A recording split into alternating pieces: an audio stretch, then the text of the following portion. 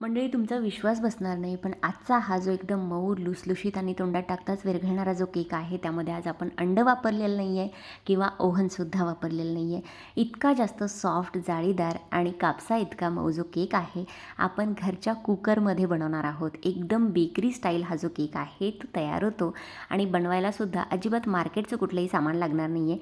तर घरच्याच साहित्यात तुम्ही हा मस्त एकदम जाळीदार आणि सॉफ्ट असा स्पॉन्जी असा केक बनवू शकता. तर आता दिवसातच क्रिसमस येतोय, त्यासोबतच नवीन वर्षसुद्धा येणार आहे. न्यू इयर पार्टीसाठी सुद्धा तुम्ही हा जो सॉफ्ट आणि स्पॉन्जी असा केक आहे तो बनवू शकता. चला तर मग व्हिडिओला सुरुवात करूया. तर सगळ्यात अगोदर आपल्याला ज्या भांड्यामध्ये केक बेक करायचा आहे त्या भांड्याला, टिनला किंवा मोल्डला आपल्याला तेलाने ग्रीसिंग करून घ्यायचं आहे. तरी आज मी इथे 7 इंचाचा इथे केक टिन घेतलेला आहे, ॲल्युमिनियमचा मोल्ड घेतला आहे. याऐवजी तुम्ही घरातला कुठलाही स्टीलचा डबा, टिफिनचा डबासुद्धा वापरू शकता. थोडंसं तेल लावून घेतलेलं आहे. त्यानंतर आपण इथे एक छोटासा स्क्वेअर शेपचा जो बटर पेपर आहे तो याच्यामध्ये घालून घेणार आहोत. जर तुमच्याकडे बटर पेपर नसेल तर काहीच काळजी करायची गरज नाही आहे. तेलाने ग्रीसिंग केल्यानंतर एक चमचाभर कोरडा मैदा याच्यावरती भुरभुरून घ्यायचा, म्हणजे ते सेम बटर पेपरचं काम करतं. त्यानंतर आपण इथे आता केकसाठीचं बॅटर बनवून घेणार आहोत. तर इथे आपण दूध घेतलेलं आहे, हलकं कोमट दूध आहे, अर्धा कप घेतलं आहे. तर आजचा जो कप आहे तो आहे 240 ml चा. त्यांनी सगळी मापं मी इथे घेतलेली आहेत.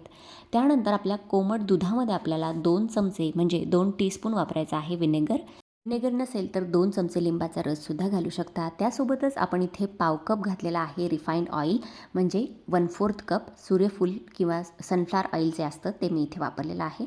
त्यानंतर आपण इथे 1 टीस्पून किंवा 1 चमचा भरून घातलेला आहे व्हॅनिलाचा इसेन्स नसेल तर तुम्ही इथे वेलची पूडसुद्धा बारीक पावडर करून घालू शकता. या दुधामध्येच आता आपल्याला अर्धा कप घालायची आहे पिठी साखर किंवा पावडर शुगर आणि व्यवस्थितपणे आता हे जे सगळं साहित्य आहे, मिश्रण आहे, छान दुधामध्ये एकजीव होईपर्यंत फेटून घ्यायचं आहे. बऱ्याच जणांना केक करायचा म्हटलं की टेन्शन येतं की केक आपला बिघडतो किंवा घरी केक बनतच नाही, अशाही बऱ्याच जणांचा गैरसमज असतो. तर बेकरीसारखा अगदी मस्त अंडा न घालता किंवा ओव्हनचा वापर न करता आजचा हा केक तयार होणार आहे. मंडळी, शेवटपर्यंत व्हिडिओ बघा. खूप साऱ्या टिप्ससहित तुमच्यासोबत आजची रेसिपी फुल प्रूफ आणि फुल मेजरमेंट्ससहित शेअर केलेली आहे. आता मिश्रण आपलं तयार झाल्यानंतर आपण याच्यावरती एक चाळणी ठेवून घेऊया. चाळणीमध्ये आपण इथे 1 कप मैदा घालतो आहे. मैदा वापरायचा नसेल गव्हाचं पीठ वापरा. त्यानंतर आजचा जो केक आहे त्याला छान एक व्हॅनिलाचा फ्लेवर यावा म्हणून मी इथे घालते आहे 3 चमचे कस्टर्ड पावडर. कुठल्याही ग्रोसरी शॉपमध्ये तुम्हाला कस्टर्ड पावडर मिळून जाईल. व्हॅनिला फ्लेवरची आहे, वेगवेगळ्या फ्लेवर्समध्येही कस्टर्ड पावडर मिळते. आणि जर कस्टर्ड पावडर नसेल तर तुम्ही इथे 2 ते 3 चमचे कॉर्नफ्लॉरसुद्धा वापरू शकता आणि तेही नसेल तर स्किप करा. हे स्किप करून बाकीची सगळी मापं घेऊन जरी केक केला तरीसुद्धा छानच होतो. त्यानंतर आपण इथे बेकिंग पावडर घालतो आहे 1 टीस्पून आणि अर्धा टीस्पून आपण घालतो आहे खाण्याचा सोडा किंवा बेकिंग सोडा. तर आता बेकिंग सोडा आणि बेकिंग पावडर जर तुमच्याकडे नसेल तर 1 पॅकेट इथे इनोचं घालायचं आहे. त्यानेसुद्धा सेम रिझल्ट्स मिळतात. पण जर तुमच्याकडे हे केकचं सामान असेल तर मग असा बनवा. त्यानंतर मी इथे अगदी चिमूटभर मीठ घातलेलं आहे आणि आता हे सगळं जे कोरडं साहित्य किंवा ड्राय इन्ग्रेडियंट्स आहेत आपण या दुधामध्ये व्यवस्थितपणे चाळून घेणार आहोत.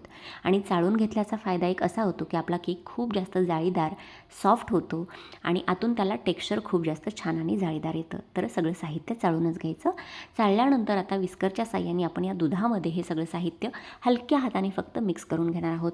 खूप जास्त जोरजोरात फेटायचं नाही. खूप जास्त फेटत बसलं की आपला केक मध्येच बसल्यासारखा होतो. त्यानंतर आपण इथे थोडं थोडं करून म्हणजे 3 ते 4 चमचे मी इथे दूध घातलेलं आहे. अजून थोडंसं 2-3 चमचे लागलं तर मी इथे घालणार आहे. तर खूप जास्त याच्यामध्ये दूधसुद्धा घालायचं नाही. दुधाऐवजी पाण्याचासुद्धा वापर करू शकता. तर अशा पद्धतीचं हे जे मिश्रण आहे ते मी पाव कप दूध इथे एक्स्ट्रा घालून तयार करून घेतलं आहे. जसं आपण भजीच्या पिठासाठी बेसनपीठ तयार करतो किंवा ढोकळ्यासाठी बेसनपीठाचं मिश्रण तयार करतो त्याच पद्धतीचं आपलं इथे हे केकचं बॅटर तयार झालेलं आहे. या पद्धतीची रिबन कन्सिस्टन्सी आली की समजून जायचं आपलं केकचं बॅटर एकदम परफेक्ट आहे. यापेक्षा खूप जास्त पातळही करायचं नाही आणि खूप जास्त घट्टही ठेवायचं नाही.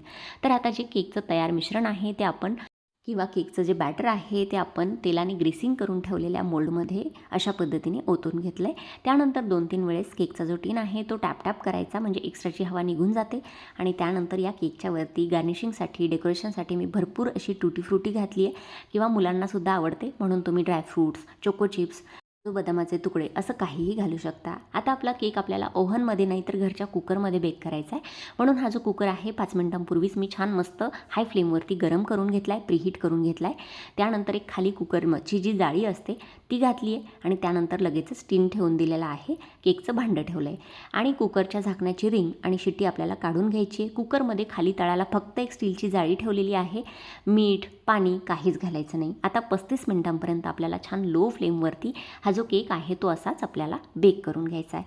पूर्ण 35 मिनटं झाल्यानंतर झाकण उघडल्यानंतर बघू शकता आपला जो केक आहे मस्तपैकी काय रंग आला आहे, सुंदर बघू शकता तुम्ही आणि एकदम छान आतपर्यंत बेकसुद्धा झालेला आहे. टूथपिक घालून चेक केलं आहे, क्लीन आलेली आहे. याचा अर्थ केक आतपर्यंत छान व्यवस्थितपणे बेक झालेला आहे. आता एक तासभरासाठी मी असंच याला ठेवून दिलेलं होतं. थंड झाल्यानंतर आपला जो केक आहे तो अशा पद्धतीने आपल्याला चाकूने किंवा सुरीच्या साह्याने याच्या ज्या कडा आहेत त्या लूज करून घ्यायच्या आहे आणि एका प्लेटमध्ये अशा पद्धतीने हा जो केक आहे तो डिमोल्ड करून घ्यायचा आहे. अजिबात चिकटलेला नाही आहे, बटर पेपर वापरलेला होता किंवा त्याऐवजी तुम्ही कोरडा मैदासुद्धा वापरू शकता. आजची रेसिपी जर तुम्ही मनापासून किंवा डिटेल सगळ्या गोष्टी लक्षात ठेवून जर ट्राय केली मंडळी तर असाच सॉफ्ट स्पॉन्जी आणि जाळीदार केक तुम्हीसुद्धा घरच्या घरीच बनवू शकता. हा केक खाल्ल्यानंतर मंडळी तुम्हालासुद्धा विश्वास बसणार नाही की आपण हा केक घरच्या घरी बनवलेला आहे. एकदम डिटेल मेजरमेंटसहित परफेक्ट रेसिपी तुमच्यासोबत शेअर केलेली आहे. चला तर आता तुम्हाला हा जो केक आहे तो कट करून दाखवते आहे. कट करत असतानाच तुम्हाला कळत असेल की किती जास्त सॉफ्ट आणि जाळीदार आपला हा जो केक आहे तो कापसा इतका मऊ इथे तयार झालेला आहे. एकदम सॉफ्ट आहे आणि परफेक्ट टेक्स्चरसुद्धा आतलं जाळीदार तुम्ही इथे बघू शकता.